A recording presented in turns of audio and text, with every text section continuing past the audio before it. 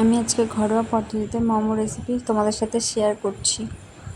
মোমো বানানোর জন্য নিয়েছিলাম আমি 200 গ্রাম চিকেন, সাথে নিয়েছি পেঁয়াজ কুচি, লঙ্কা কুচি, রসুন কুচি, একটু আদা কুচি আর একটু ধনেপাতা কুচি। কড়াইটা বসিয়ে দিয়ে তেল দিয়ে দিয়েছি।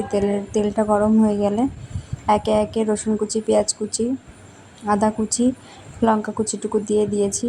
একটু নাড়াচাড়া করে নিয়ে তারপরে দিয়েছি চিকেনটাকে কুচিয়ে রেখেছিলাম। চিকেনটা দিয়ে দিয়েছি তেলের উপরে, দিয়ে একটু স্বাদ মতো লবণ, মরিচ গুঁড়ো, 1 চামচ ভিনেগার দিয়েছি। দেওয়ার পর আমার চিকেনটা নামানোর আগে একটু আমি ধনেপাতা কুচি দিয়েছিলাম। আর মোমো বানানোর জন্য আগে থেকে আমি ময়দাটা মেখে রেখেছিলাম। মেখে বড় বড় রুটি শেপ করে নিয়ে আমি ছোট ছোট গ্লাস দিয়ে কেটে নিয়েছিলাম।